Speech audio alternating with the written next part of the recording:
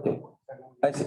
Entonces vamos a empezar. Bueno, como les decía, una compañera me estaba justamente preguntando que ayer era yo más difícil el ejercicio, digamos, puede ser, pero yo insisto que obviamente yo voy calculando, no en absoluto, sino es porque supongo que van estudiando. Y por eso siempre les hago la pregunta al principio de la clase. Sé que es rara, pero les pregunto si algo no queda claro, porque vuelvo a insistir, cada vez que me dicen, ¿está todo bien? Entonces digo, ¿sabe todo eso? Bien. Entonces me tienen que ayudar en eso. Si no me ayudan, pues sigo pensando que está todo bien. ¿Sí? Muchas veces nosotros creemos que está todo bien. Sí. Y es porque obviamente no hemos enfrentado a esas adversidades que nos hacen pensar que no aprendemos. Claro. Bueno, por eso los ejercicios, en mi opinión, son muy buenos para estudiar. Yo sé que uno dice, chuta, pero me estoy jugando una nota. Es el único momento que están 100% concentrados, porque si están jugando algo. Y ahí es donde uno descubre que está bien o está mal. Mi idea también es que tengan las notas lo antes posible, cosas que reparen aquellas cosas que no están bien. Y mi idea también de los ejercicios, que haya muchos que sean voluntarios, es que puedan borrar aquellas notas malas. ¿Okay? Si las cosas no mejoran mucho, entonces quizás borraré más irrenunciable, colocaré más voluntario, para que podamos ir corrigiendo aquellos que estén mal. La nota final de ejercicio va a ser solo los irrenunciables. ¿Ok? Pero mi idea, el objetivo de eso, ya sé, quizás parezca un poco difícil, pero es que estudien. ¿Ok? Si no les hiciera ese ejercicio, les aseguro que no estarían estudiando. Y aún así uno descubre que quizás no estudió suficiente. ¿Ok? Yo sé que les suena raro, pero quiero decirles como un poco, o por lo menos yo como veo lo que les trato de enseñar. Se los dije en la primera clase, pero se lo vuelvo a repetir, en el sentido de que uno lo que hace es que uno puede hacer esta analogía que me parece muy fácil de entender. Uno, por ejemplo, lo que hace en clase, lo que hacemos es abdominales, saltamos la cuerda, corremos, digamos, etcétera, pero cada vez que los voy a evaluar, los voy a subir arriba de un ring. ¿Okay? ¿Qué quiero decir con eso? Que quizás se van a sentir un poco más exigidos, pero lo que necesito es que tengan ese estado mental de hacer eso. Y la razón de alguien se puede decir, porque muchos alumnos en el colegio, por ejemplo, ¿cuál sería la lógica? El profesor me enseñaba a saltar la cuerda y venía la evaluación y lo que hacía el profesor era hacerme saltar la cuerda. La diferencia es que tienen que ir mejorando eso, porque en el futuro lo que esperamos de ustedes es que resuelvan problemas que no están resueltos. Si los contratan para hacer problemas resueltos, nadie los contrataría. Requieren tener esa madurez de entender cómo enfrentarse a un problema que a veces no tiene respuesta y uno tiene que enfrentarse. Ese proceso lo tienen que hacer desde ya. Okay, ya sé que no es fácil porque el colegio no tenía esa lógica. La universidad tiene otra lógica, es formar profesionales. ¿Okay? Y esos profesionales requieren esta habilidad. ¿Okay? Entonces, quizás la transición puede ser compleja, pero tienen que acostumbrarse a ese proceso. Mientras antes lo aprendan, ser bastante autodidacta, reconocer sus dificultades, estudiar y estudiar críticamente. Cuando estudian algo, si ustedes creen que lo entendieron y después descubren que las pruebas no lo entendieron, es porque entonces no están haciendo un análisis crítico de cómo están estudiando. ¿Okay? Cuando uno estudia tiene que decir, ¿entendí esto o no entendí esto? ¿Hago esto o no? ¿Soy capaz de reproducir esto o no? ¿Soy capaz de hacer problemas o no? ¿Ok? Los problemas que le hago hasta ahora están completamente integrados entre lo que le enseñé en clase, simplemente que requiere, bueno, manejarlo. ¿Ok? ¿Está bien? Traten de mejorar eso, ya sé que no es fácil, pero se espera eso de ustedes a largo plazo. Y por eso van a ser profesionales que para el país son muy rentables y muy importantes. ¿Ok? Porque son competentes. ¿Ok? Esa competencia hay que lograrla. ¿Ok? No sé si alguien tiene más dudas de eso o si no comenzamos la clase. ¿Está bien? Muy bien, entonces voy a colocar un pequeño resumen de las fórmulas que estábamos discutiendo ya la clase pasada, digamos. Teníamos todavía, estábamos hablando, aún nos faltan algunas cosas, pero voy a volver a escribir, traje yo mi propio resumen porque era muy largo, pero entonces un poco las cosas que vamos a ir usando, pero como son muchas, las voy a dejar acá. Obviamente las podemos reducir, pero eso nos toma tiempo. Entonces habíamos visto cilíndrica. Recuerden, y bien esencial de esto, ¿qué es lo que estamos haciendo? Lo que estamos haciendo es que queremos representar el vector posición con coordenadas que puede ser que sea más ventajoso. Por ejemplo, el problema del ejercicio les puso un problema que si uno no ocupa esas coordenadas, por ejemplo, si uno coloca dos cargas eléctricas y se quiere preguntar qué pasa con otra, o dos cables, que por ejemplo los cables de alta tensión, si uno los mira, en realidad son dos cables y uno coloca otra carga y no se preocupa qué es lo que pasa. Por ejemplo, va pasando una persona, deja esas torres de alta tensión, el sistema de coordenadas para escribir eso son las coordenadas elípticas. son dos focos, de los cuales uno describe lo que está pasando abajo y la otra dirección uno agrega la dirección Z. Y así lo resuelve. Entonces, obviamente, cada problema puede tener coordenadas adecuadas que lo describan. Los más generales son estas cilíndricas esféricas, por eso las estudiamos. Pero cuando uno se enfrenta a problemas reales, puede ser que sean otras, y uno tiene que tener la estructura mental, cómo adaptar lo que conocen a esas coordenadas. ¿Okay? Hice un poco lo que buscaba el problema que les hice, lo hice en un plano, pero eso lo que buscaba ese problema. Entonces, en cilíndricas, lo que vimos era que el vector posición, si ejecutamos un sistema de coordenadas X, obviamente siempre usamos nuestras coordenadas cartesianas, porque nuestras coordenadas cartesianas nos dan una imagen del espacio más fácil, nos ayuda a entenderlas mejor, pero no son las mejores coordenadas en general. Entonces teníamos esta de acá, y esto nos daba una coordenada que llamamos Z, otra coordenada que llamamos Rho, otra coordenada que llamamos Phi. Entonces, sí, buscan nuestro dibujo eso, ¿sí? ¿Podría deducir los vectores unitarios descendiendo del dibujo? Es difícil porque el dibujo, o sea, la geometría es súper útil, digamos. O sea, sí, pero por ejemplo, en el ejercicio de ayer, sí. El dibujo de partida era difícil de entender porque era un sistema más complejo. Sí. Entonces, intentar reducirlas por pensar dónde crece el ángulo, Okay. para ver dónde va. Ok, te digo cómo se tenía la forma breve de hacerlo. Ese problema se puede resolver en menos de 5 minutos. Te lo digo acá cómo se hace. Implícitamente casi estaba en clase, pero te lo comento acá cómo se resuelve. ¿Cómo se resuelve fácil sin hacer dibujo? Entonces, si alguien me da las expresiones analíticas y yo quiero calcular eso, voy a hacer una pequeña imagen de cómo se hace. Tiene que ver con esto. Imagínate que alguien me dice, primero pensemos en coordenadas cartesianas. Estas porque las entendemos bien, ¿cierto? Entonces, pregúntate cómo calculo el vector unitario, X unitario o Z unitario o cualquier vector unitario. Lo que hacemos geométricamente es que fijamos las otras variables y movemos esa variable, ¿cierto? O sea, solo la idea, pero lo voy a hacer analíticamente. Por ejemplo, al contrario del X unitario, lo que hacemos es que fijamos Y y movemos X y descubrimos que el vector que va en esa dirección. ¿Ok? Entonces, fíjate cómo lo vamos, fácil. El vector unitario, no unitario, el vector, después lo tengo que chequear como unitario. El vector que va en la dirección que fija Y0, si conozco el vector posición, lo puedo definir como la derivada del vector posición con respecto a la coordenada que quiero mirar. ¿Ok? Eso en general me da un vector, y ese vector, porque un vector me da una coordenada, me da un vector, y fíjate en este caso sería un vector X, me da vector unitario, y esto funciona, me da perfecto el vector unitario. Pero no siempre es unitario. Entonces, a veces este proceso de, o sea, ahora si alguien me dice, toma coordenadas curvilíneas cualquiera, y me dicen cuáles son las coordenadas. Y entonces yo quiero calcular cuál es el vector unitario en esta coordenada. Llamemos esta, tenemos coordenadas U y B, y entonces fijamos U y movemos B. El vector unitario en coordenadas, entonces, si quiero calcular B, sería simplemente, analíticamente, tomar la derivada del vector posición con respecto a esta variable B y normalizar. Y ahí me queda unitario. Y ya está. Y eso me da analíticamente el vector. Por ejemplo, en este caso, si es que lo quieres saber, por ejemplo, el coordenada la escribo acá y voy a resolverlo sin hacer geometría, pero primero al menos necesito una información. ¿Ok?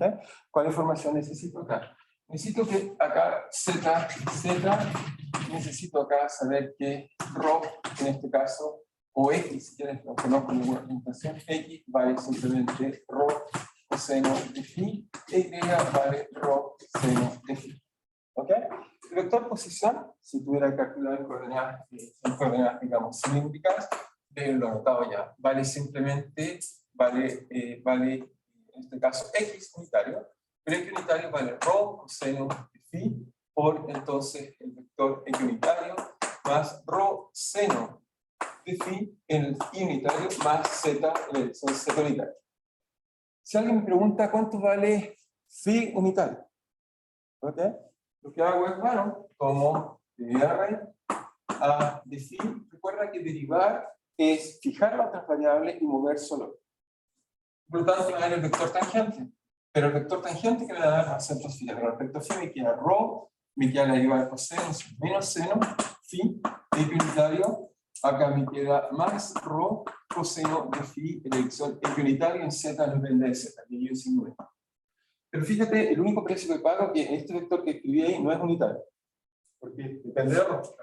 Entonces, para ser unitario lo divido por la norma, ¿okay? Y ahí encuentro lo que llamé phi unitario, que es simplemente tomar dr a de phi, y esto, la gracia de esta expresión que acabo de escribir acá, vale para cualquier sistema de coordenadas, curvilíneo, ortogonal, cualquiera sea, porque es la misma idea que te dije siempre, moverse en una coordenada y calcularlo. Y como miras ahora, se me dio por la norma de vector, esto al cuadrado, esto al cuadrado, rho cuadrado, seno cuadrado, más rho cuadrado, seno cuadrado, seno cuadrado, seno cuadrado igual a 1, luego se vale rho, por lo tanto mi que es vale rho, por lo tanto mi el vector unitario vale menos seno de phi por x unitario más coseno de phi por y unitario, y esa es la respuesta sin ninguna variación geométrica. ¿Okay? Y eso lo puedes hacer, más que hacer sistema con la esférica, porque simplemente derivar y después lo normalizas. Y derivar somos expertos, así que es muy fácil. ¿Ok? Derivar es algo simple, así que lo pueden hacer sin ningún problema. Adelante. ¿Sí? ¿Entendieron todos? Ahora, esto que acabo de decir lo dije en palabras, no lo ocupé analíticamente, pero siempre lo dije en palabras que fijaba una coordenada y movía la otra. ¿Ok? ¿Está bien?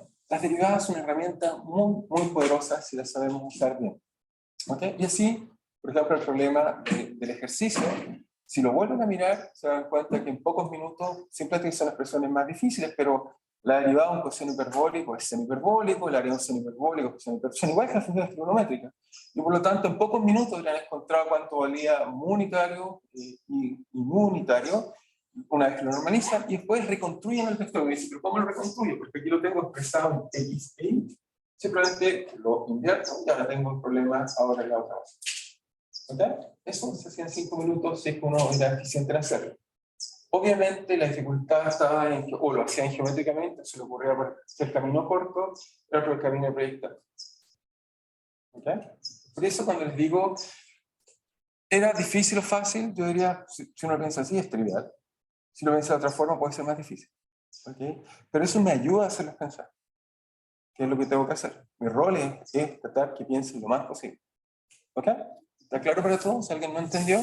Sí que es un método muy fácil para, no importa, si me dan el vector posición y me dicen cómo se relacionan las coordenadas, derivo, normalizo y tengo todo. ¿Ok? ¿Sí? Y también se podría obtener, dado cualquier sistema de coordenadas, Sí. un vector unitario pensando en este vector de escalar 1, o sea, de longitud. Sí.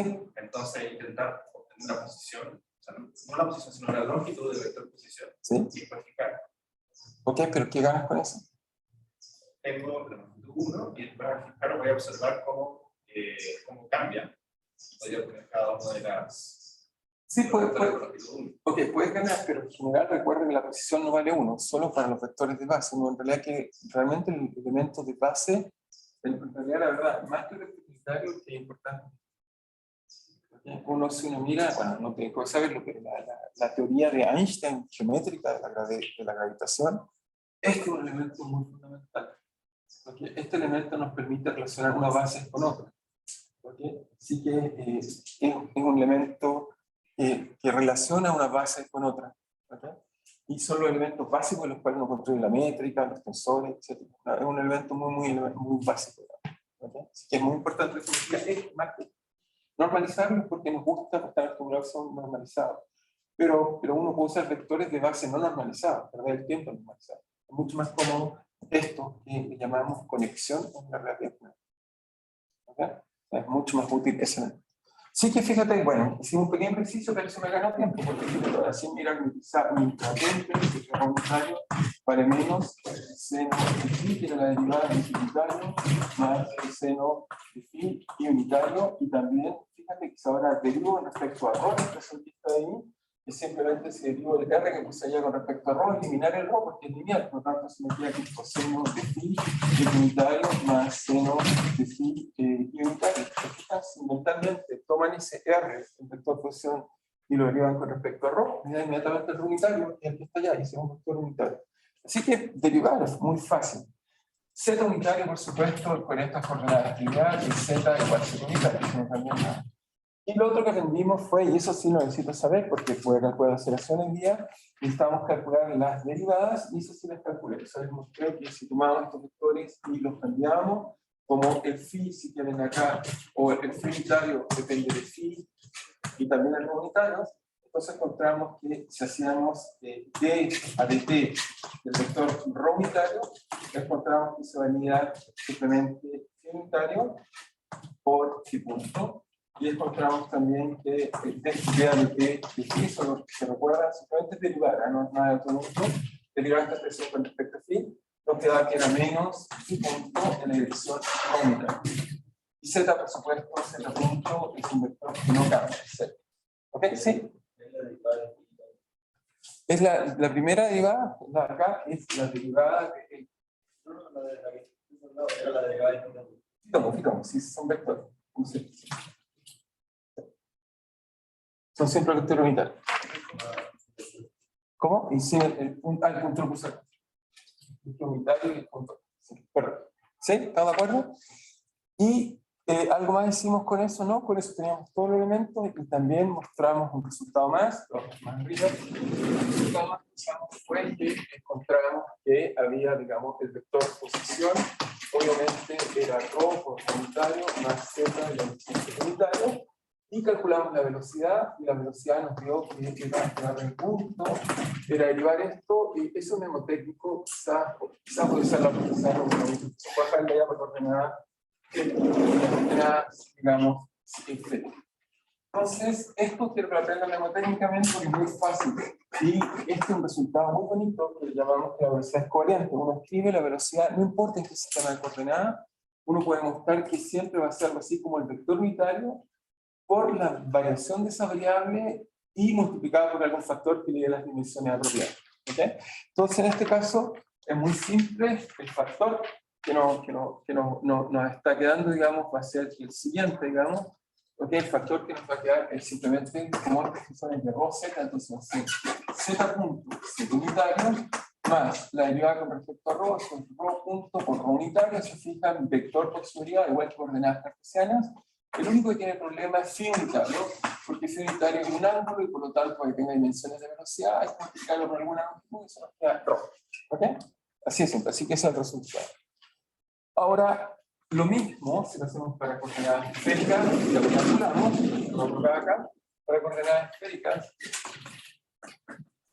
Este es nuestro resumen, era entonces para coordenadas esféricas, simplemente uno define un polo norte, definimos que es la dirección z, hagamos θ, teníamos x y y, lo proyectamos acá, y escribimos el otro ángulo acá, y ahora usamos esta distancia que llamé r, entonces acá teníamos r, phi y θ. ¿Okay? Ahora no es la distancia en el plano, es la distancia directa al punto. Cuando uno hace eso, bueno, lo primero que es simplicidad es que la posición es muy simple, estas coordenadas, pero nos queda R unitario. Ahora, el R unitario, sí, entonces, bueno, uno tiene que saber cómo se relacionan unas variables con las otras variables. Ese es el problema, esa relación la colocamos, que la z simplemente era R coseno de θ, x es R seno de θ, el seno de θ, ¿ok? Seno de θ, y además nos queda coseno de phi, e y es R seno de θ, seno de phi. ¿Ok? Eso era proyectar hacia abajo, hacia acá, hacia abajo, hacia allá, y proyectado hacia arriba. Y eso nos permitía entonces encontrar que el R unitario, en general en esta función de phi y de θ, nos quedaba simplemente reconstruyen el vector posición y lo derivan, y van a encontrar cuánto sale R unitario, phi unitario, phi unitario, en vez de hacerlo geométricamente. Lo hacemos usualmente geométricamente porque suponemos que saben más geometría que cálculo, o debieran saber más geometría que cálculo. Yo espero que sea así. Espero que se eduquen en esa dirección. La geometría es muy, muy importante. ¿Okay? Supongo yo que, espero yo que en el colegio hayan fortalecido mucho la geometría, a pesar que hay un cierto, yo creo, descuido de ella, pero es importante que eso tenga en mente. Cuando hacemos esto, entonces tenemos que ver simplemente que es R coseno de θ y la dirección secundario más R seno de θ coseno de phi y la dirección secundario más R, porque tiene que ser vector unitario, no hay R, hay dividido por el R normal, más seno de θ seno de phi en la dirección unitaria. ¿Ok? Y eso hacía que cuando tomemos esta derivada de aquí, Y es la primera cosa extraña es que cuando tomemos el vector velocidad, primero nos va a caer R punto por R unitario, pero después el vector unitario es función implícita del tiempo a través de las coordenadas t y phi, y eso sí que aparecerán dos términos más. Entonces, eso nos da eso, y obviamente tenemos que tener θ unitario, que recuerden, bueno, son el vector que es cambiando la dirección. Entonces, en ese caso, ese vector nos queda de la forma menos seno de θ en dirección unitario, si esta se olvida, era el vector que iba aquí hacia abajo, ese era el θ unitario, el otro iba hacia allá, R, y el otro hacia afuera, digamos, unitario. Entonces, el vector era seno θ, ahora era coseno de θ por coseno phi en la dirección unitario, más coseno de θ, seno de phi en la dirección unitaria. Después nos queda el phi unitario, pero el phi unitario era exactamente en el plano azimutal, así que en realidad es igual que el coordenada cilíndrica, y por lo tanto se nos queda que va a ser simplemente el vector plano de selección, que será menos coseno de phi unitario más coseno de phi en la dirección unitaria.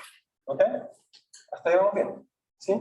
Y según nuestro resumen también calculamos una sola cosa, calculamos que fue la derivada y la velocidad. La derivada, calculamos la derivada del vector unitario, y eso siempre hay que calcular, que es R unitario a dt, y esa derivada simplemente fue haber calculado esto con respecto a d a dt, y cuando lo hicimos fue, reconocimos que había dos términos, digamos, en cuanto a los resultados, y obviamente depende del phi, y esto tiene que tener phi punto, y tiene que tener un término que vaya con, o sea, θ punto y phi punto. Entonces el término en θ, si quieren la imagen geometría es más fácil, es que cuando muevo en θ esto, este vector baja hacia acá, okay, baja hacia acá, y por tanto el instante está aquí, el instante acá. La diferencia entre esos vectores apunta hacia adentro, por lo tanto tiene que ir la dirección menos R unitario. Si lo muevo en phi, tengo este vector acá, lo muevo en phi, entonces moverlo en phi hace que haya una diferencia en esa dirección, y por lo tanto se tiene que ir la dirección phi unitaria. ¿Ok? Eso es como uno rápidamente lo deriva intuitivamente. Obviamente lo podemos derivar y reconocer el vector y nos damos cuenta que eso. ¿Sí? ¿La pregunta?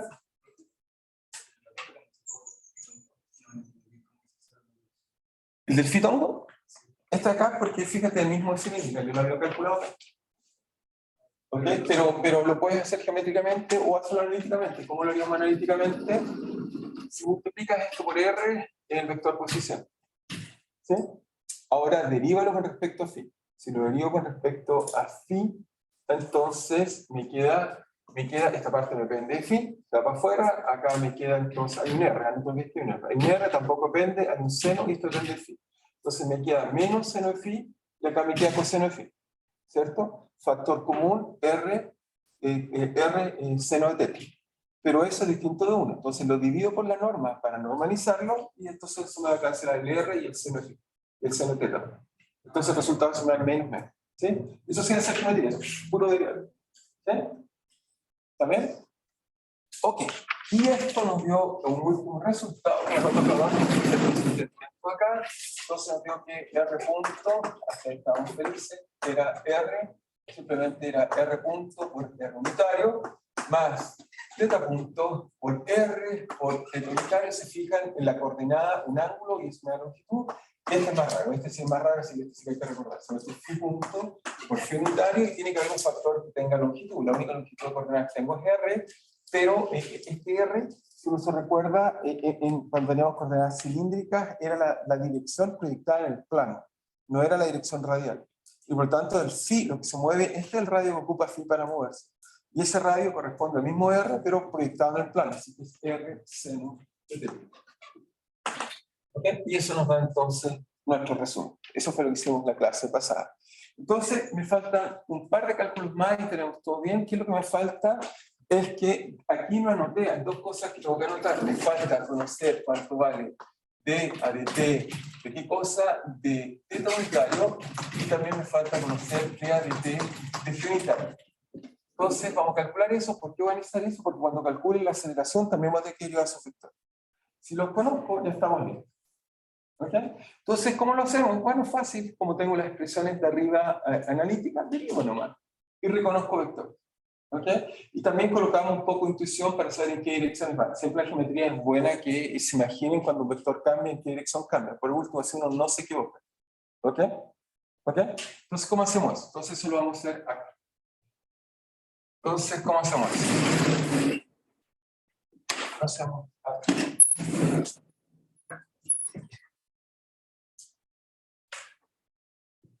¿Cómo hacemos? Bueno, lo que hacemos es, tomamos, primero, yo siempre trato de calcular la derivada de una instrucción, porque insisto, la física nos tiene que ayudar, en este caso es pura geometría, pero obviamente eso no ayuda. Entonces, si yo quiero calcular d a dt de phi, lo primero que saber es que phi en este caso es el de teta, perdón, es de teta y de phi. Por lo tanto, cuando derive, voy a tener derivadas que tienen que ver que fije phi y mueva teta, y que fije teta y mueva phi. ¿Ok? Entonces, para tener una intuición, lo hago primero mentalmente en mi cabeza. Entonces, usamos colores. Yo insisto, los colores son útiles. No sé cuánto les gustan los colores a ustedes, pero a mí me encanta, bueno, aquí está en blanco y negro, porque todo siempre lo hago con colores, me es más fácil pensar. ¿Okay? Hay gente que le gusta pensar en blanco y negro, pero tenemos 3 moléculas fotosensibles en el ojo que nos permite ver a colores. ¿Okay? Si no, no seríamos capaces de ver a colores. Bueno, entonces, si muevo teta, por ejemplo, si uno se pregunta en qué dirección irá d a d, por ejemplo, d a de teta, si muevo la coordenada teta, manteniendo phi constante. ¿Ok? Pero recuerden, esto por regla de cadena, formalmente tiene que ser así. D a de teta de phi debe ser simplemente derivada, bueno, debería ser una derivada parcial d a de teta por teta punto más derivada parcial d a de teta unitario respecto a phi por phi punto. Entonces lo que necesito saber es cómo cambia phi cambiando tanto teta y phi. ¿Ok? ¿Sí? Phi punto acá. No, le dije phi punto acá. ¿Sí? ¿Estamos de acuerdo? Muy bien. Y entonces, ¿esto qué me dice? Si tomo el vector R, posición está acá, y el teta unitario va hacia abajo. Entonces, si yo muevo teta, lo que hago es lo que dijimos acá, es decir, en dos instantes cualquiera, acá y luego acá. Por lo tanto, eso me dice que esos dos vectores, si los coloco en algún lugar común, van a quedar así. ¿Cierto? Y tengo que ir del primero al final. Por lo tanto, la diferencia entre estos dos vectores, si la coloco acá, si también lo ve, lo coloco acá, es un vector que tiene que ir en esa dirección. Y el único vector que va en esa dirección tendría que ser así como el vector radial. ¿Ok? Tiene que ser más o menos el vector radial. Así que espero que esto sea algo así como algo proporcional a simplemente menos el vector radial. ¿Ok? Lo voy a calcular de todas maneras, únicamente si está bien utilizado esta manera. Y si ahora muevo en la otra dirección, es decir, hago lo mismo, pero ahora muevo phi, acá, y lo muevo un instante hacia acá, y ahora queda hacia acá, estoy moviendo de aquí, así, ahora lo muevo así. Si muevo la diferencia, es un vector que apunta en esa dirección. Por lo tanto, ese vector tiene que ser de la tal forma que queda de teta, o sea, más bien algo proporcional a, en este caso, un vector que apunta en la dirección unitaria. ¿Ok? Para todos, claro, este análisis geométrico es siempre colocar flechas y acostumbrarse cómo se mueve una cuando hago un desplazamiento tridimensional. Si no lo aprenden así, hay que calcular. ¿Ok? ¿Estamos bien? ¿Sí? Ok. Lo que está diciendo es que el análisis tiene que hacer precisamente justo que lo piensan como flecha y hacen desplazamiento. ¿Ves la diferencia? Si yo hago esto, una flecha de y si yo hago esto, una flecha de desplazamiento hacia acá, y si moviera R, eso también me explicaría cuál es la dirección del desplazamiento. ¿Ok? ¿Está bien? Entonces, esto que me dice, bueno, ahora lo hacemos analíticamente, porque, bueno, hacer cálculos analíticos, está bien también por otro lado, es derivar esto de esta acá. Entonces, eso lo digo primero con respecto a teta, si quieren. Entonces, si me queda que vale la derivada de menos seno, es menos seno, eso es menos seno, eso es seno de teta, por teta punto, teta punto, en la dirección X. Creo que está acá. Podemos quizás cerrarla.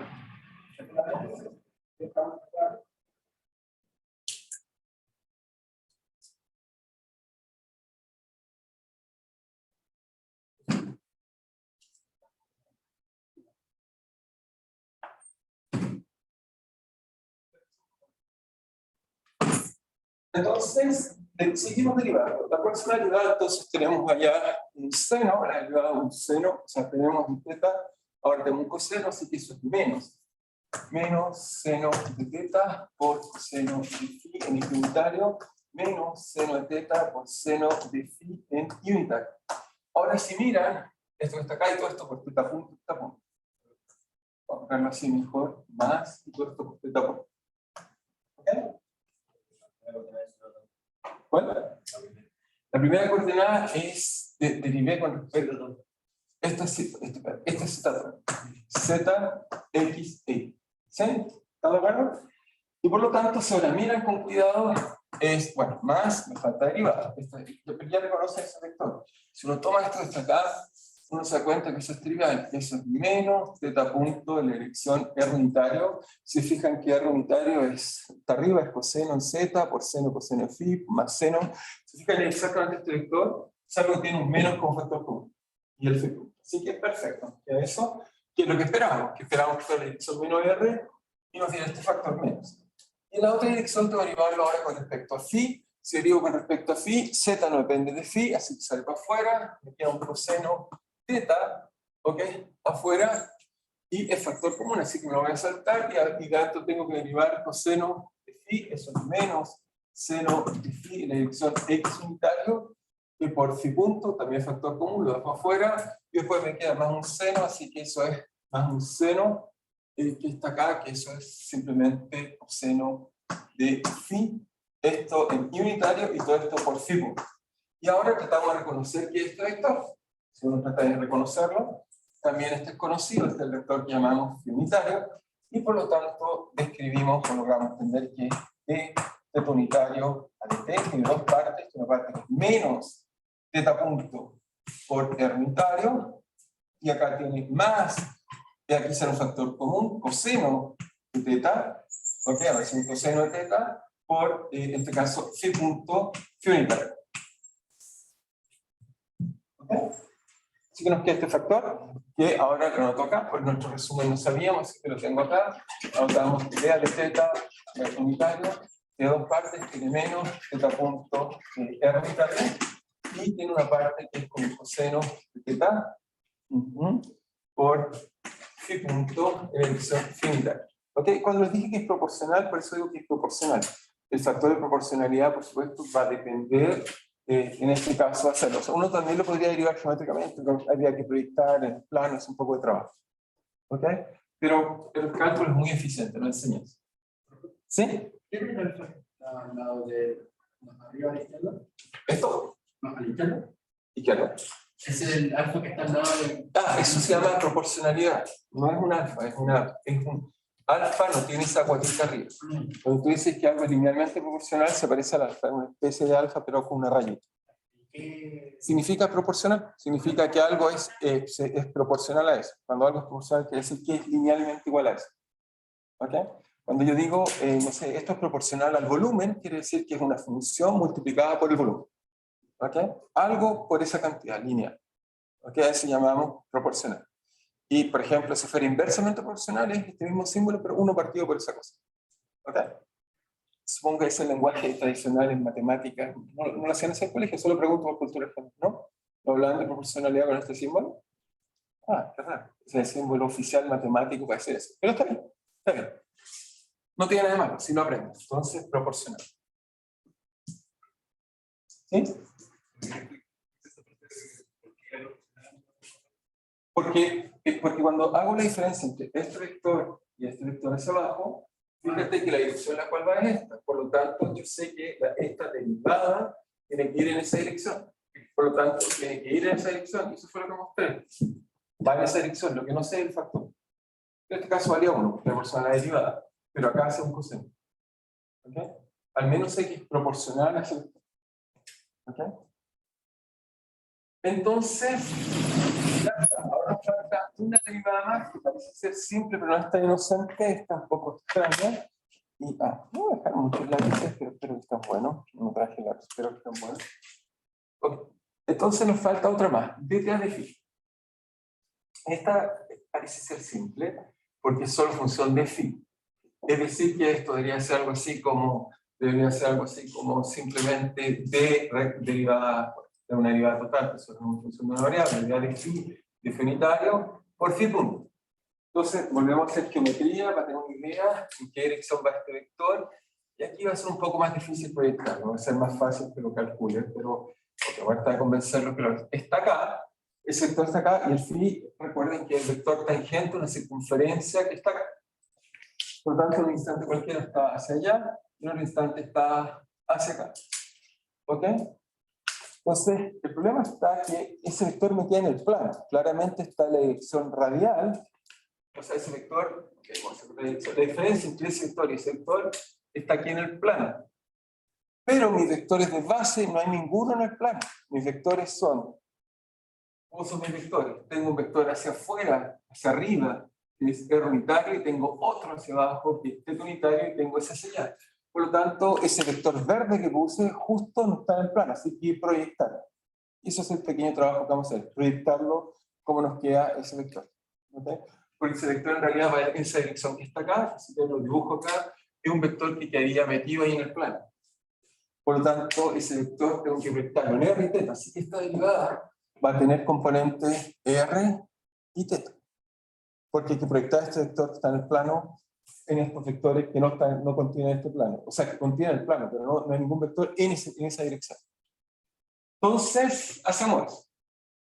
Y bueno, podemos si alguien todavía no lo está viendo cuál es el ángulo, por si acaso, ya que está ahí, la figura lo hago al tiro, digamos. Está muy fácil. Esto es θ, ok, esto es 90 grados, ok, si esto es θ, este ángulo acá es θ, y por lo tanto este ángulo acá es θ.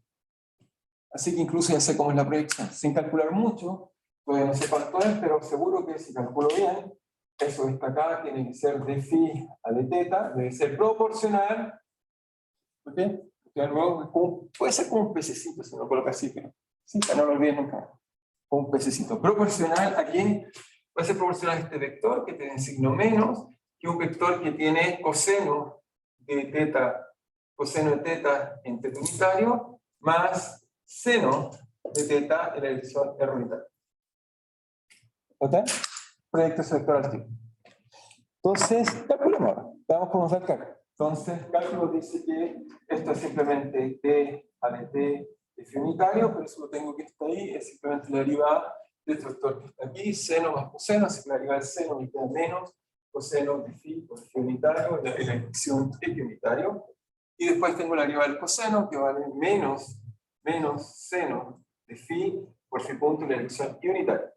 ¿Se fijan? Ya tengo un factor común menos, muy bien. Tengo otro factor común, sí, phi punto, y ya me queda coseno de phi t unitario más seno de phi en la dirección i unitaria.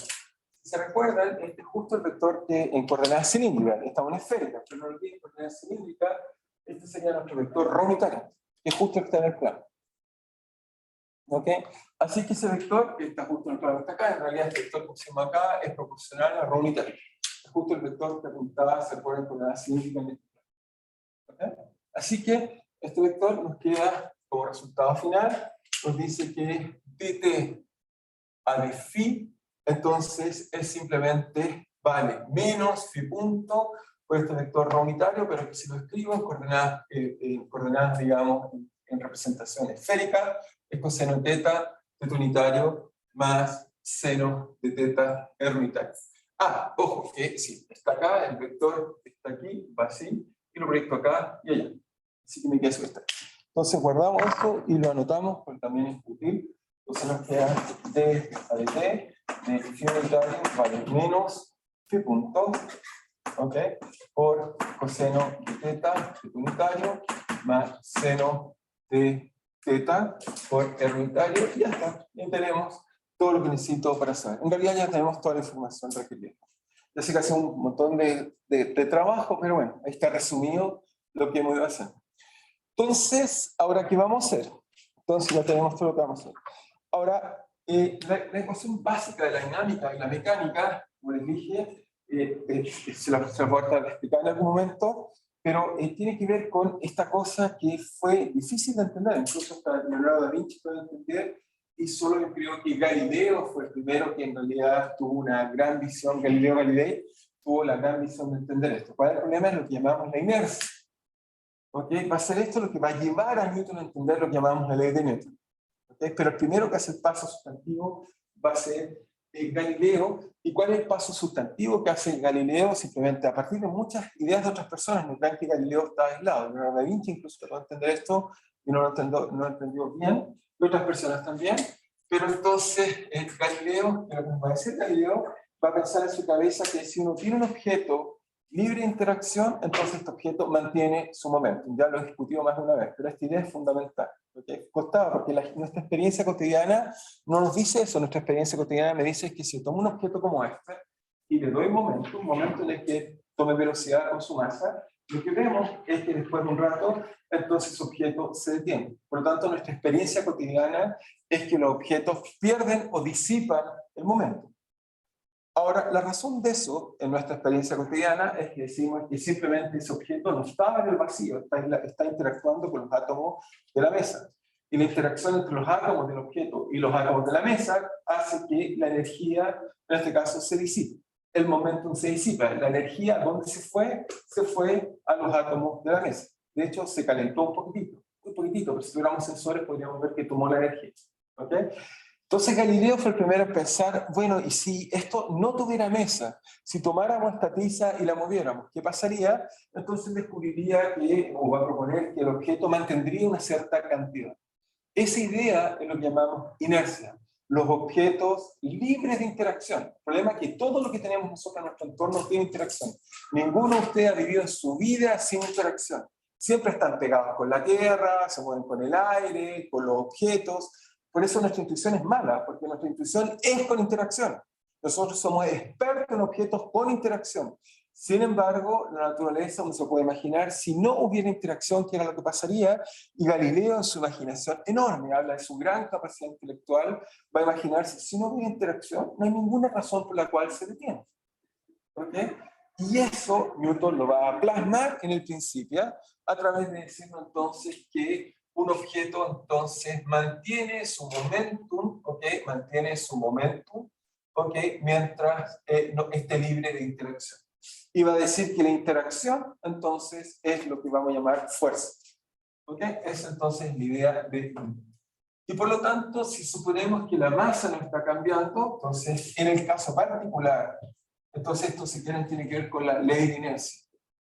O está incluida aquí la ley de inercia. En realidad esta ley de inercia o tercera ley de Newton también tiene que ver con la dinámica. ¿Ok? Pero insisto que en la época de estas personas cuando hicieron estas cosas era difícil porque hacían abstracciones que no podían comprobar. ¿Okay? Habla de su gran capacidad. Les aseguro si ustedes lo hubiéramos puesto a tratar de derivar estas leyes sin estas cosas, uno llegaría a otras cosas, llegaría a fuerzas más bien disipativas, como el caso de Ohm.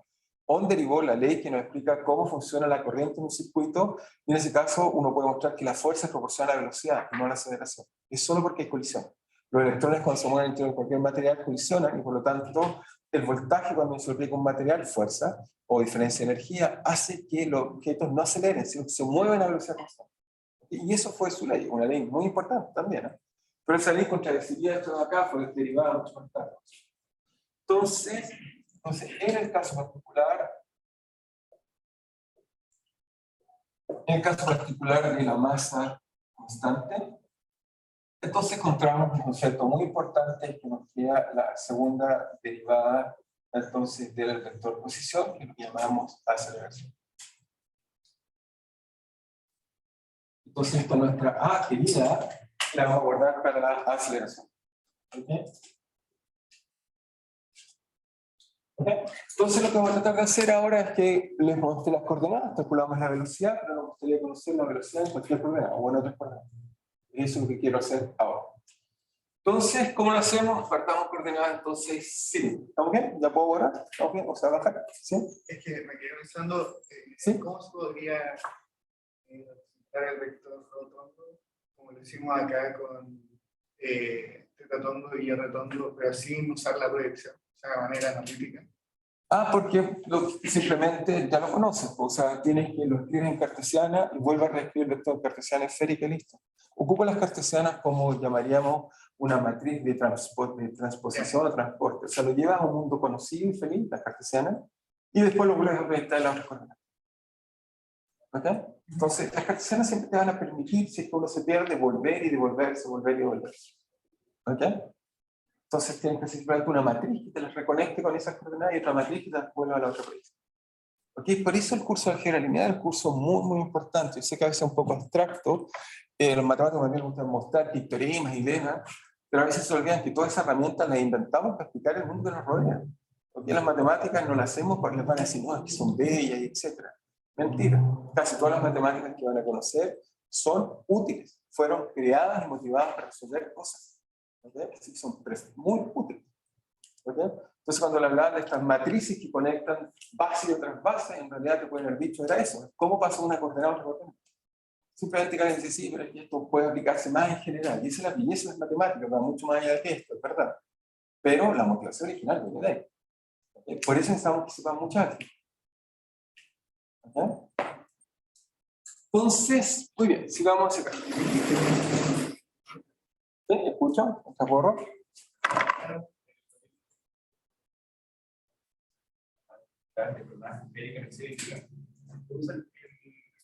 De la velocidad angular. Sí, todavía no voy a introducirlo luego. No se preocupen, voy a tratar de introducirle todas las herramientas. Lo que pasa es... Okay, lo voy a introducir luego, no se preocupen, pero hacerlo hoy día. Pero muchas de las cosas se las voy a enseñar. En general, simplemente es que yo voy instintivamente, creo, tratando de explicarlo como yo creo que racionalmente explicar todo. Todas esas cosas se las voy a enseñar. ¿Okay? Lo único malo es que no uso un apunte conocido. Soy yo en mis clases que yo voy pensando, la gracia de tener, digamos, bueno, te lo digo aquí, ¿no? Porque uno le pregunta, ¿por qué queremos físicos? ¿Por qué no un profesor que me hace clase sea un ingeniero o alguien que repita todos los años exactamente el mismo curso? Con la misma perfección, sería estupendo. Le aseguro que haría exactamente la misma cosa. Pero la opción que hemos optado en la universidad es que queremos que les enseñe sea un científico, y un científico por defecto lo que hace es que cada vez que enseño me cuestiono lo que hago. Y por tanto me tengo que volver a preguntar qué es el tiempo, qué son las coordenadas, y lo trato de pensar. ¿Okay?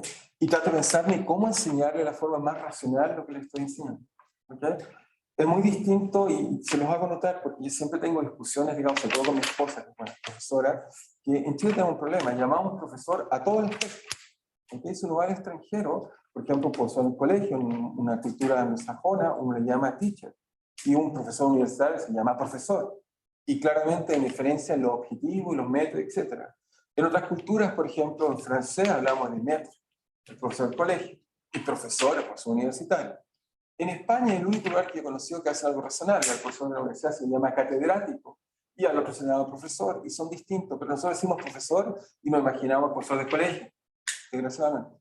Entonces, quiero que ahora me llamen catedrático, simplemente, no por molestarlo, pero es para que piensen que mi objetivo es distinto. Y el objetivo no es repetir apuntes, hacerlos pensar y llevarlos y entregarles todas las herramientas que entiendan las cosas. ¿Okay? Si no, sería inútil, sería simplemente tendríamos lo mismo, pero si a esa persona le preguntaras algo fuera de eso mismo, te aseguro que sería incapaz de responder. ¿Okay? No porque la está siguiendo, sino por la... Así que va a explicar esa relación. Voy a explicar todas esas relaciones con calma de forma racional.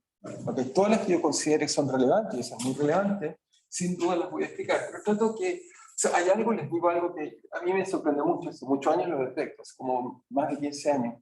Cuando yo era alumno, y los alumnos antiguos, incluso en la canción de la universidad lo dice, la estructura de la universidad se basa en una sola cosa, llamamos maestro y discípulo. ¿Okay? Yo con mis estudiantes de doctorado, magíster, trato de enfatizar énfasis en maestro y discípulo. ¿Qué se trata de la relación maestro-discípulo? Que es muy distinta a la relación alumno-profesor. La relación se basa en la confianza. Un discípulo cree que el maestro, imagínense usted fuera a una clase de karate, a eso le llaman maestro, no sé por qué, pero ya maestro de karate. Si el maestro de karate me dice, oye, tienes que hacer 40.000 abdominales, le aseguro que los estudiantes de karate van y empiezan a hacer las 40.000 abdominales, no lo dudan. ¿Okay? Y si lo dudan, se tienen que retirar de esa escuela. Lo que trato de convencerlos es que tengan confianza. O sea, la confianza y la experiencia se basa en que yo supongo que el maestro sabe porque tiene experiencia y el discípulo escuchará al maestro hasta que un día se haga maestro. ¿Ok? Entonces, creo que ese esquema en la universidad se ha perdido y está más bien el esquema como cliente y vendedor de servicio, algo así. Es muy chocante en mi opinión personal porque se olvida, digamos, esta estructura básica de la confianza que hace que seamos muy robustos, en mi opinión. Y que por suerte la escuela de karate podemos estar, me imagino en el futuro, decir, oiga, yo aquí le pago, solo puedo hacer 100 abdominales y no voy a hacer las 200 más que me está exigiendo. ¿Ok? Pero los hago pensar porque eso me parece importante que entiendan cuál es la estructura básica en la cual este tipo de instituciones se forman. Ahora puede ser que se requieran modernizar, pues es cierto, pero creo que la confianza es vital. ¿Okay? Confiar que el otro me va a enseñar lo que me va a permitir entender cosas. ¿Ok? Eso es lo que digo. Ok, entonces la aceleración. Entonces, aceleración. Entonces, la aceleración simplemente, obviamente, va a ser, ya vimos, va a ser d a dt, entonces de la velocidad, o va a ser d a dt2, simplemente va a ser la tasa de variación instantánea de la velocidad, o va a ser la, si quieren verlo así, la segunda variación instantánea del vector de posición. Entonces, eso muy bien, y coordenadas entonces cartesianas, actividad, ya hicimos la velocidad, simplemente d a dt de la velocidad, y eso nos da que eso es simplemente x dos puntos, y unitario, y dos puntos, y unitario, más z puntos, z unitario. ¿Ok? Ahora lo que vamos a tratar de hacer es hacer lo mismo, preguntarnos cómo pasa en coordenadas cilíndricas y en esféricas. Si partimos por cilíndrica. Entonces, en cilíndricas, diríamos, o ya tuvimos que R era el vector de posición, es simplemente ρ unitario, más z unitario.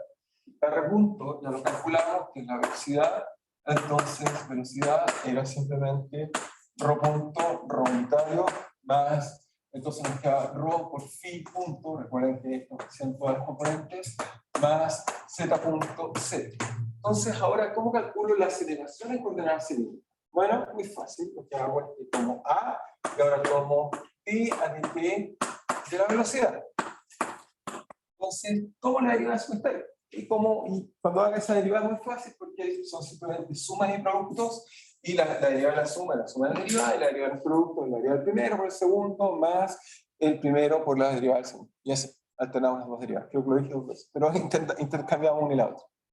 Entonces, nos queda entonces que esto es simplemente R puntos por R unitario, más R punto por la derivada de R unitario, más phi punto, más ρ punto por phi punto por ρ unitario, por el phi unitario, perdón, phi unitario, más ρ punto por phi dos puntos por phi unitario, más ρ punto por phi punto por derivada de ADT de ρ unitario, más z2 punto y z unitario es constante, así que ese no cambia. Así tengo que calcular todos esos términos, pero todo eso ya lo tengo. Fíjense que ahora uno dice, todo el trabajo que hemos hecho ahora es más o menos fácil, en el sentido de que dt de ρ a dt y de phi a dt los conozco, los tenemos guardados por ahí, así que ahora es fácil, simplemente el reemplazo y veo que nos da. ¿Ok? Fíjense un poco cómo. Entonces, ¿qué nos da eso? Bueno, nos da, si lo reemplazamos, nos va a dar, digamos, voy a hacer la otra, si no, acá el corte está pesado.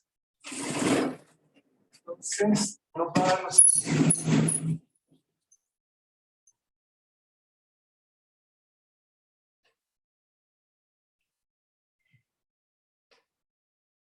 Entonces, ¿qué nos va a dar esto? Nos va a dar lo siguiente. Nos va a dar entonces que A, en coordenadas cilíndricas, para cambiarnos, nos queda simplemente R dos puntos, ρ dos puntos, perdón, por R unitaria, ahí estamos bien, más ρ punto por derivada de phi de ρ a dt, pero de ρ a dt lo calculamos hasta allá, vale simplemente, vale phi punto en la dirección ρ unitaria. Ahí lo reemplazo. Más, después tengo ρ punto por phi punto en la dirección phi unitario, muy bien, más ρ por phi dos puntos en la dirección phi unitaria, más ρ por phi punto en la dirección, ahora tengo de phi a dt. Y de phi a dt es menos phi punto, así que me queda al cuadrado, un signo menos en la dirección ρ unitaria. Y después me queda nada más que me queda z2 puntos, y ahora lo que hago es que colecciono términos y nos quedamos con todos los términos que quedan en el mismo lugar. ¿Cómo hacemos eso? Fíjate, bueno, esto está en ρ unitario, muy bien. Esto está en ρ unitario. Así que nos va quedando que la aceleración, entonces coordenadas cilíndricas, va ρ2 puntos menos ρ por phi punto al cuadrado en ρ unitario. Después tenemos otros términos comunes. ¿Cuál? Aquí tengo phi, y acá tengo phi unitario. Por lo tanto, me queda más. Este y este son iguales, así que quedan 2 puntos, 2 por ρ punto por phi punto, más ρ por phi 2 puntos. En la dirección phi unitaria. Más z punto en la dirección z. Ya está, y eso nos da la aceleración en coordenadas cilíndricas. ¿Ok? Uno se pregunta, ¿de dónde vienen estas cosas raras? En que uno quisiera ahora mirar un poco lejos y hacer algo más autocrítico de calcular. La física es pensar. Entonces, bueno, las razones simples son, obviamente, si estoy en coordenadas, estoy en coordenadas cilíndricas, la aceleración, por supuesto, tiene que ver porque cambia de posición. Sin embargo, si a la misma posición este objeto se mueve, puede sentir algún tipo de aceleración que va con la velocidad angular. ¿Ok? Ahí va a venir la idea de velocidad angular. Phi cuadrado tiene que ver con la velocidad angular. ¿Ok? Y la velocidad angular tiene dos efectos. Tiene un efecto en la dirección radial. De hecho, cuando ustedes giran, siempre sienten que uno sale hacia afuera, en la dirección normal. ¿Okay? Cuando uno corre, hace cualquier cosa, uno siente que hay una cosa. De hecho, si toman cualquier objeto, no quiero tirar, solo toma un objeto y lo gira así y lo suelta hacia la que sale en la dirección radial. Es esa fuerza que está ahí. Y en la dirección tangencial del movimiento, entonces tenemos también, obviamente, una parte que tiene que ver con que cambie el ángulo, pero también hay una parte que tiene que ver con la velocidad y tiene que ver también con la variación del punto. ¿Okay? Así que hay algo interesante, ya vamos a entender un poco mejor. Y está bueno, esto es natural, la aceleración en la dirección del punto. ¿Ok?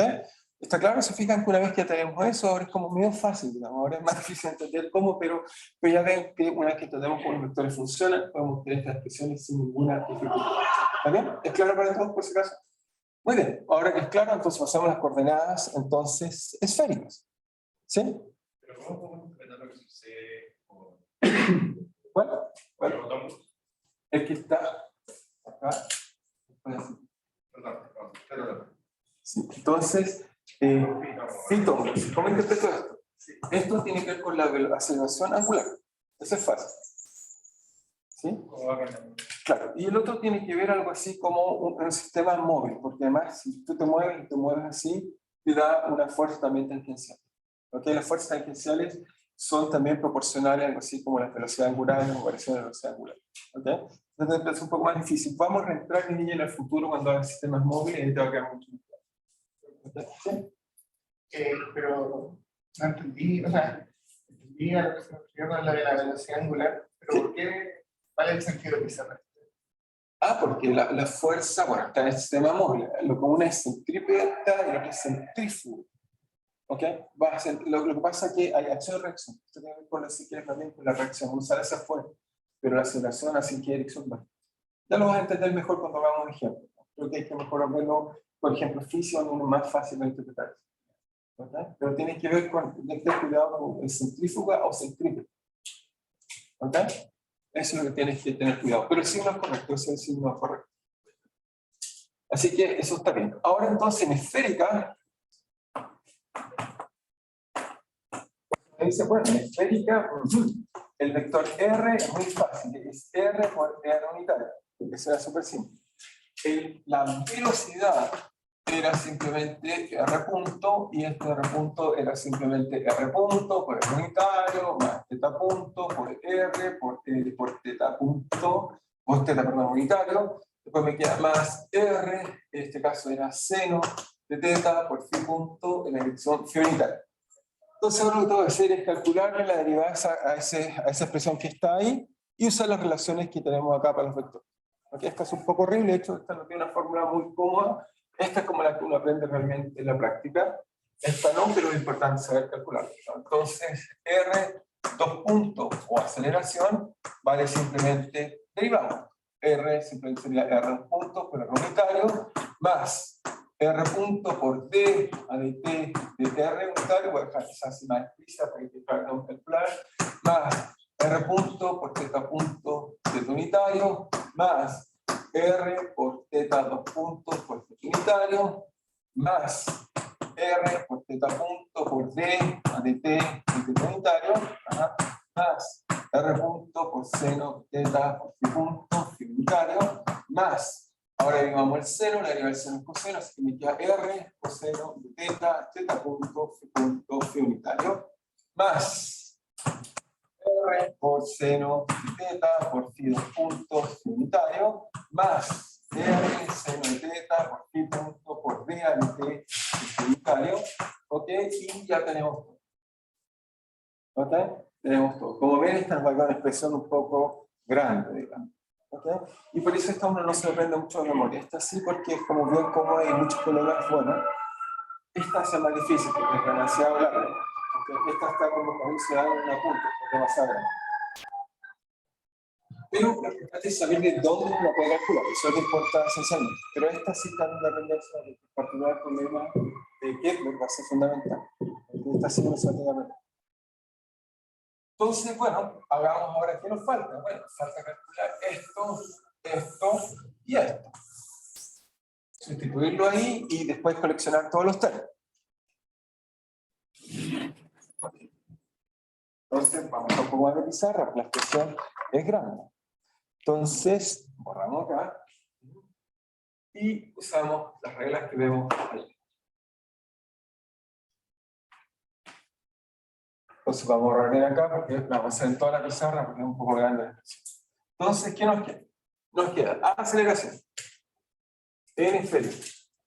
¿Qué nos da? Nos da primero que nada R2 punto en R unitario. Muy bien. Más. Después nos queda R punto por TT de R. Entonces voy a mi resumen que está acá y me dice que eso vale menos θ punto por R unitario. Me queda menos. Entonces me queda θ punto en la dirección R unitario más phi punto en la dirección phi unitario. Ahí lo reemplacé. Más. Entonces después me queda más, esto está fácil, R punto, θ punto en la dirección θ unitaria. Después más R por θ 2 puntos en la dirección θ unitaria. Más R θ punto por de θ a dt. De θ a dt lo calculamos acá abajo y nos queda también que es compuesto. De θ a dt vale menos θ punto, según eso está ahí, vale θ menos θ punto R unitario más coseno de θ por phi, ok, punto en la dirección phi unitaria. ¿Ok? Y eso está ahí. Así que eso colocamos ahí la derivada entonces de R por θ punto phi. Vamos ahí. Entonces ahora vamos al siguiente. El siguiente nos queda más R punto seno de θ phi punto phi unitario. Más. Entonces nos queda entonces R coseno de θ, muy bien, por θ 2 puntos, ok, por, no, θ punto, phi punto unitario en la dirección phi unitaria, muy bien.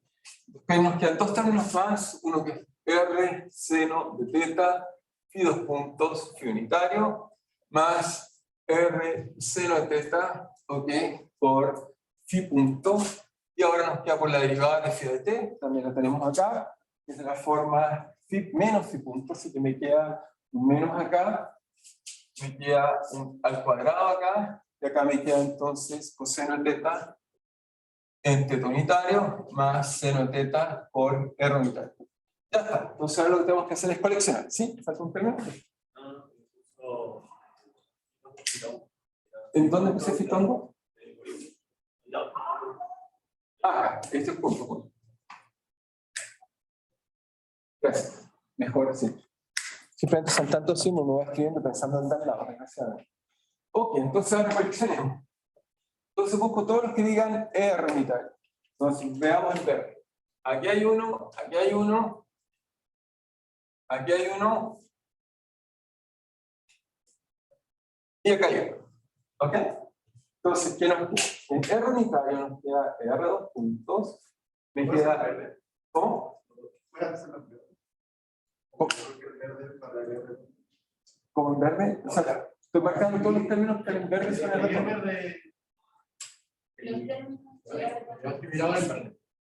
No entendí. ¿Quieres que escriba en verde o está bien? Ok, no sé cuál es la diferencia, pero bueno. Ok, voy a escribir en verde, pero no veo la lógica, pero puede que quede bonita la fórmula de color. No te preocupes, no hay problema, me parece un poco extraña la definición, pero un poco está bien. Ok, no hay problema. Entonces me queda ese que está acá, que me queda menos, entonces fíjate acá tengo θ, me queda R, θ punto cuadrado, y me queda entonces, y me falta esta de acá, y me queda menos R seno de θ al cuadrado, ok, R, me queda phi punto cuadrado, y ya está. Y toda esta dirección R entera. ¿Estamos bien? Entonces, vamos a decir la lógica del punto. Entonces, ahora todos los en sí lo presentamos en rojo, los escribo en rojo, supongo que eso es lo que quiere y todos felices y yo también. No hay problema. Uno aquí, Uno aquí, otro aquí y otro aquí. ¿Estamos bien? Más. Entonces buscamos todo el término en rojo. Entonces nos queda R punto por phi punto. Después ya tenemos SA que nos queda el signo más, así que nos queda más R teta punto cuadrado, o sea, teta punto, perdón, coseno de teta por teta punto phi punto por coseno.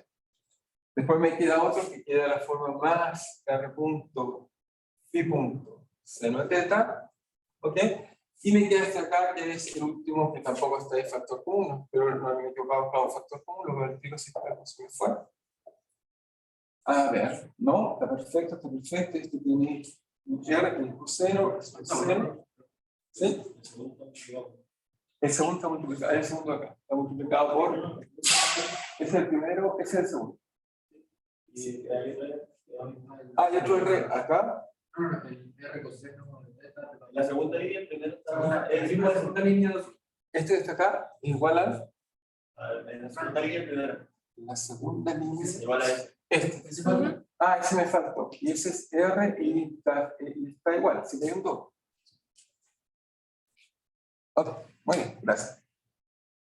Ya, ahí tenemos. Como ven, queda horrible. Esto sí está difícil con esa memoria. ¿Sí? Con todas las cosas que además hay que saber esa memoria. Y dejamos azul para el final, no tengo otro color. Solamente no hay negro. ¿Ok? Entonces nos queda el resto.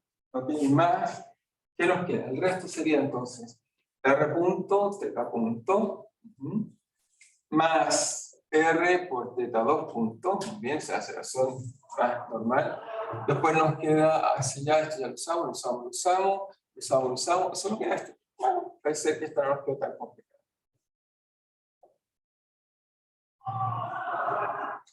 Ya está. Ahí está. Entonces, bueno, obviamente en coordenadas esféricas es un poco más, mucho más difícil imaginarse cosas obvias, digamos. Esto debe ser la aceleración normal angular esférica. Sin embargo, vienen estos términos de acá, que son como proyecciones que relacionan también variaciones con el otro ángulo, como especie de fuerzas centrípetas, pero proyectadas en eso. Esa va a ser la razón profunda. Pues es un poco horrible de entender, pero queda así. ¿Ok? ¿Estamos bien hasta ahí? ¿Estamos todos claros? Entonces, ya con eso tenemos las herramientas para poder usar cualquier tipo de coordenadas y poder escribir la ecuación. ¿Por qué?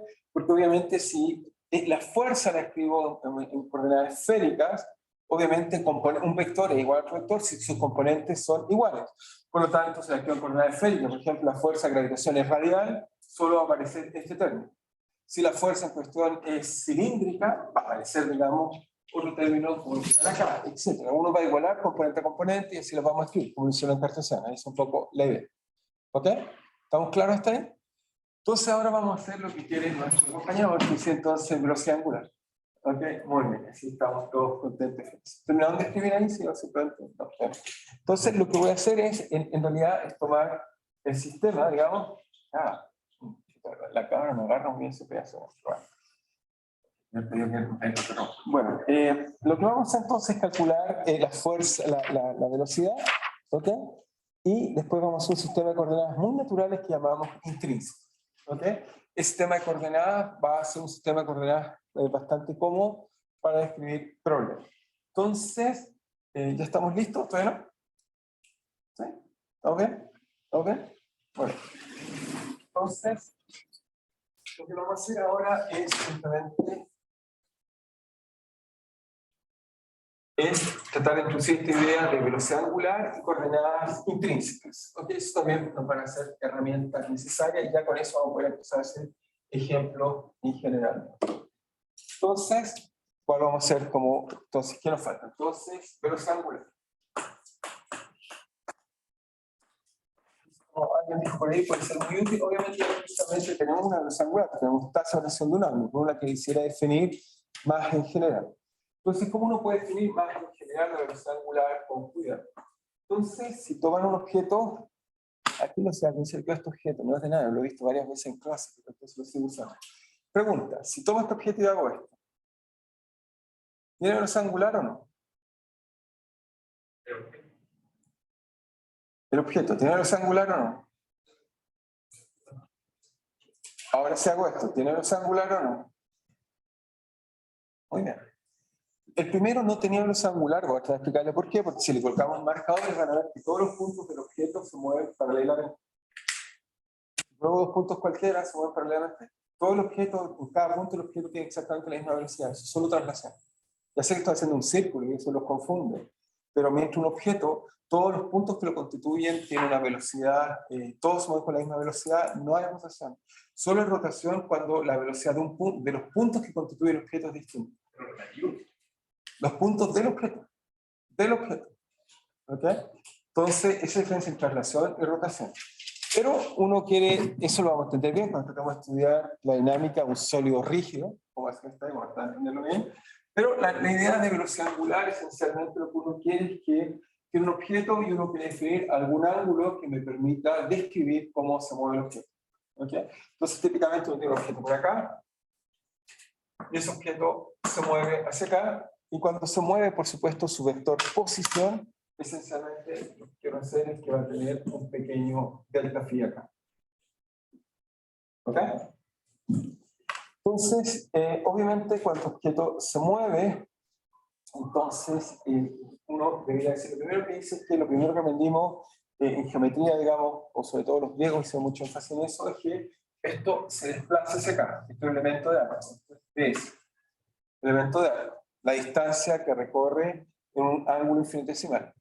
Lo que sabemos es que entonces tenemos delta phi, el ángulo por el radio que sustenta ese movimiento instantáneamente, eso es igual al desplazamiento. Ahora, ¿okay? Donde ese R se perdió es el radio instantáneo que tengo en ese desplazamiento. Es como que aproximo ese movimiento localmente con una circunferencia, y eso me da un arco. ¿Okay? Es infinitesimal, siempre tengo derecho a hacer eso. Cuando el movimiento está muy lejos ya no puedo hacer eso, pero localmente siempre puedo pasar una circunferencia que me permite definir un ángulo infinitesimal. ¿Ok? ¿Vamos bien hasta ahí?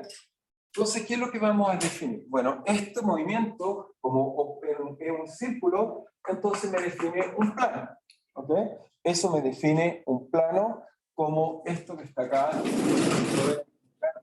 Cada vez que tengo un movimiento, por ejemplo, como el de acá abajo, me define un plano. Y ese plano que está ahí, entonces, es un semicírculo, o como el que tengo acá. Entonces, como tengo un semicírculo, tengo un plano, siempre un plano, puedo definir un vector normal al plano. Y ese vector al plano lo voy a llamar en este caso K. ¿Por qué lo voy a llamar K y no Z? Porque obviamente ese movimiento puede ir cambiando el plano de dirección. Lo importante es que instantáneamente tengo un plano y defino este K ortogonal a ese movimiento usado. ¿Ok? ¿Es claro para todos? Es una definición. ¿Sí? ¿Por qué cosa que hice qué? Porque lo que voy a hacer es que, lo voy a escribir, entonces quizás, si quieres verlo, entonces, un objeto, al rotar, infinitesimalmente, genera un ángulo y un plano. Un ángulo, ese ángulo lo estoy llamando por la delta phi, y un plano. ¿Estás de acuerdo? ¿Cierto? ¿Estás de acuerdo? Y como defino un plano, tengo siempre el hecho de definir un vector normal a ese plano. Es un vector. ¿Ok? Y entonces, lo que pasa es que con esa dirección voy a definir, lo que pasa es que vamos a algo así como un ángulo vectorial. Es eso que necesito definir. ¿Okay? Ahora el ángulo no es un vector, pero sí puedo definir una cosa como un vector que relaciona el ángulo. Pero te voy a explicar inmediatamente. ¿Cómo hago eso? Si quieres, esto que está acá, voy a definir, bueno, obviamente el ángulo, si alguien lo ve, es el elemento de arco dividido entonces por este radio. ¿Ok?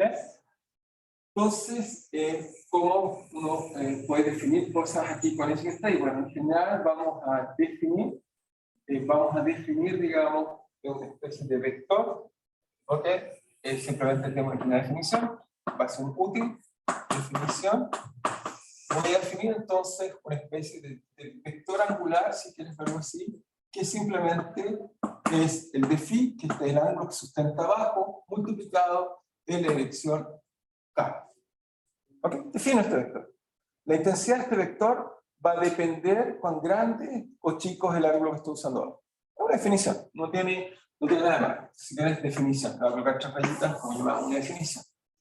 ¿Ok? O sea, veo un ángulo y siempre puedo definir un vector asociado que tiene que ver con la dirección. El ángulo me define un plano. La intensidad de este vector está dada por el ángulo. ¿Ok? Y la dirección es ortogonal al ángulo que está ahora. ¿Ok? ¿Estamos bien? Entonces, eso me permite definir esa cosa que está ahí. Y ahora, ¿cuál es la utilidad? Que bueno, si ahora lo divides por un infinitesimal de t, entonces esto me queda d phi a dt, ¿ok? Eso, entonces, si quieres, me da un ds a dt por 1 partido por el radio que sustenta ese movimiento instantáneamente. Eso que está ahí, si ahora, esto es un escalar, escalar y escalar. Pero si ahora te lo imaginas vectorial,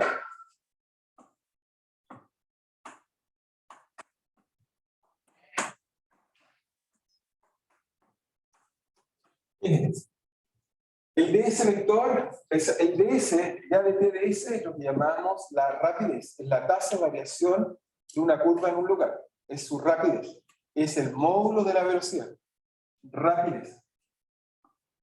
Cosa que nosotros desgraciadamente no entendemos mucho. O sea, cuando uno habla con cualquier persona, las personas confunden la velocidad con la rapidez. Uno para un peatón en la calle y le pregunta qué es la velocidad, le aseguro que siempre le va a hablar de la rapidez y nunca de la velocidad. Nunca hablan en qué dirección se mueve el objeto. No es una flecha, es un número real. ¿Ok? Incluso positivo. ¿Ok? Si uno habla con la gente en la calle, eso es lo que piensa. Pero nosotros somos un poquito más, sabemos la diferencia entre un vector y un escalar. Por lo tanto, eso nos permite acá definir lo siguiente. De acá simplemente me permite definir la velocidad angular. Es simplemente este vector va a ser la velocidad. ¿Ok? Esta acá es la velocidad, pero para que me quede bien la velocidad, tienes este de phi, si lo definí así, tiene la dirección hacia arriba. Y entonces, de alguna forma, tengo que ser capaz de colocarle la velocidad. ¿Cierto? ¿Cómo uno dice, cómo soy capaz de aquí definirlo? Entonces, si esto lo multiplico hacia acá, va a quedar así más, va a ser más fácil. Esto es la velocidad, entonces voy a definirlo así. Me va a quedar que la velocidad va a ser, si quieren verlo así, es un vector que voy a construir simplemente como va a ser R, vector ahora de abajo, cruz, W. Veamos si lo puse en el buen sitio. R ahora lo puedo marcar con un vector. Y este que está acá es W y lo hice al revés, porque soy de R hacia acá, me hacia acá. Así que es W por R. Es W cruz R. R vector de radio que está ahora.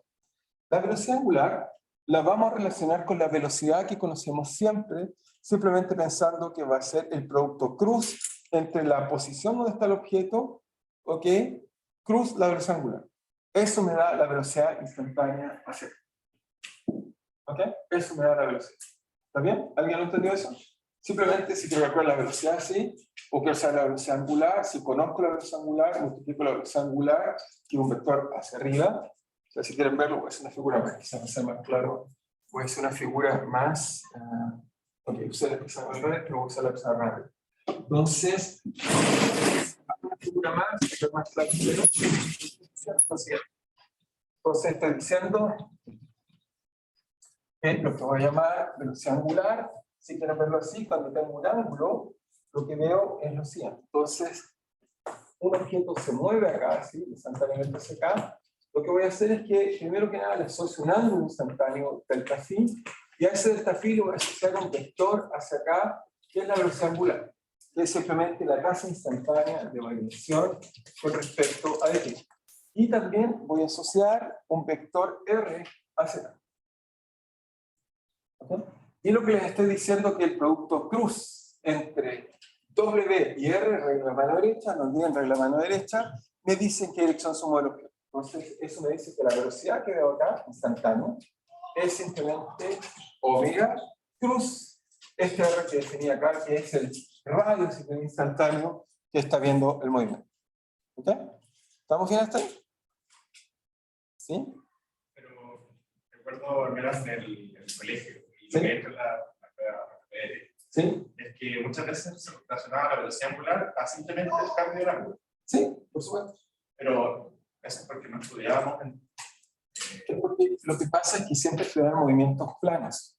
Pero si, por ejemplo, Euler, un gran quizá uno más grande matemático de historia, escribe unas ecuaciones para el angular que describe el movimiento de objetos como el que está acá, se lo lanzo al aire. Y Euler muestra, por ejemplo, si le doy un movimiento angular, escribe la ecuación de esto. El problema de esto es que si tú lo tratas de escribir, descubrirías que cuando hago eso, la velocidad angular no está en un plano, sino que se mueve así, en un vector complicado que se mueve así. El problema es que ese plano de movimiento se va moviendo. Entonces, lo que hiciste en la, ¿cómo se llama la prueba? PBT o algo así. En esa prueba, lo que tratan de ver es solo movimiento plano. Pero si yo veo una mosca, lo siento, el vector que escribe la mosca no es así. De hecho, si veo el planeta tiene un eje que está girando. Y ese eje se mueve. ¿Ok? Y cuando se mueve queda la escoba. Por ejemplo, ese eje está así. Y tenemos día y noche, pero también el eje se mueve así. Nos elegimos una cosa que llamamos glaciares. ¿Ok? No es un vector que está en un plano fijo. Entonces, esas ecuaciones de Euler son para un vector y por lo tanto necesitamos definir un vector y por eso lo definimos. Con esto vamos a poder explicarlo bien. O sea, lo que aprendiste entonces en esa prueba PLT o algo así, en esa prueba entonces aprendiste un movimiento circular plano, pero no tridimensional. ¿Okay?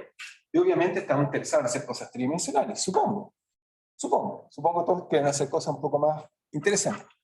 ¿Ok? ¿Sí? Ahora escucho la otra pregunta. ¿Sí?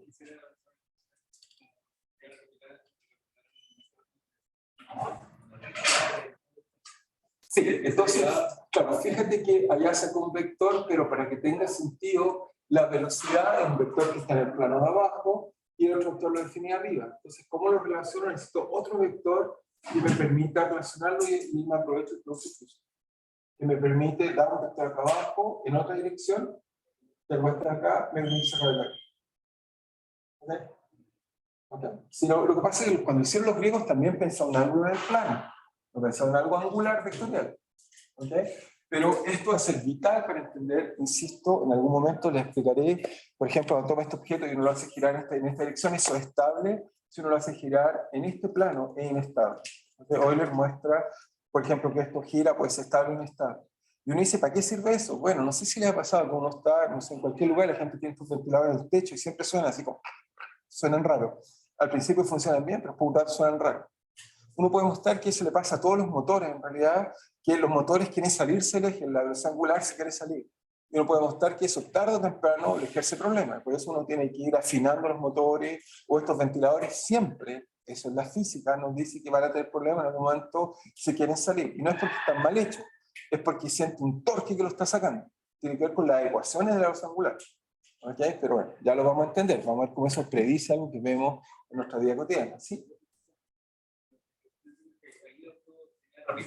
y abajo voy a poner como un vector, pero fíjate que eso que un vector no está en la misma dirección. Ese es el problema. Esa relación en realidad debe haber colocado así. Porque un vector está en la dirección vertical y otro vector en la dirección horizontal. Entonces, para relacionarlo, ocupé el otro vector. Transformé ese en un vector y ahí se lo puede hacer como producto. ¿Ok? Es una necesidad que necesitas para que los vectores te apunten en la buena dirección. ¿Ok? ¿Ok? ¿Claro para todos? Simplemente fue para poder crear.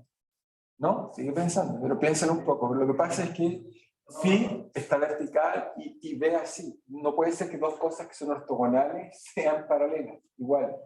Necesitas otro vector que las relacione. Y eso fue lo que hice. ¿Ok? Piénsalo un poco. Entonces, ahora ya tengo todos los elementos para hacer lo que llamábamos coordenadas intrínsecas. Esto es muy coordenadas intrínsecas. La idea de esto, ¿cuál es la idea de las coordenadas intrínsecas? Es que uno dice, ya, pero esto requiere, no sé, usar esférica, decidir algo, pero uno se pregunta si la dinámica misma tiene algún tipo de representación propia. Y la respuesta es sí. La respuesta es sí. El sistema puede tener coordenadas propias. ¿Y eso qué tiene que ver? Imagínense, tengo un objeto el cual se mueve, es una trayectoria, y uno entonces se pregunta si tiene algún tipo de representación vectorial propia, intrínseca, que no tenga que ver con mis coordenadas θ unitario, φ unitario o x unitario. La respuesta es que sí. Entonces, ¿cómo puede hacer eso coordenada intrínseca? Bueno, primero que nada, Ok, sigamos pensando en sistemas de coordenadas cartesianas, porque no es fácil para nosotros representar las cosas y entenderlas bien, digamos. Entonces, ese sería R en T más delta T. Entonces, lo primero, bueno, ya si quieren estoy representando la trayectoria, que sea más fácil. Lo primero es que cuando el objeto se mueve, la dirección en la cual se mueve es muy importante. ¿Ok? Esa dirección que está hacia acá, uno esperaría que esa dirección de alguna forma sea un vector importante. Entonces, ese vector que parece ser intuitivamente importante, el vector tangente a la trayectoria, vamos a llamar T tangente, ese va a ser unos vectores intrínsecos. Con ese vector me dice tangente a la órbita, cual sea la órbita, una mosca, sigo localmente y ese vector la está siguiendo. ¿Okay? Ese vector, ¿cómo lo podemos relacionar? Bueno, ese vector es muy fácil, un vector unitario que está haciendo. ¿Cómo lo construye? Bueno, si uno calcula la velocidad como vector, recuerden que eso es V a de T de R, el vector tangente por construcción, la velocidad siempre va a ser un vector tangente a la trayectoria, pero no es unitario, se trata de un vector unitario. Entonces puedo definir un vector, entonces, CAT, si quieren verlo así, CAT, lo voy a definir como V partido por el módulo de B. Ese vector va a ser un vector que siempre va a ser tangente a la trayectoria que realiza el objeto, por construcción, y es unitario. Entonces, T, CAT, un vector unitario, tangente a la trayectoria. Entonces, explícitamente eso que está ahí permite decir lo siguiente: la velocidad la puedo escribir de la siguiente forma, y es la forma cotidiana que ocupa la velocidad. La velocidad la ocupan de la siguiente forma. Lo que dicen es V vale la rapidez en la dirección tangente.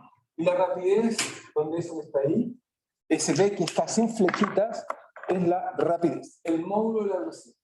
Eso es rapidez, módulo de la velocidad. ¿Ok? Módulo de la velocidad. Y V siempre la dirección tangencial. Entonces, me queda aún un par de minutos para decir lo que quiero decir.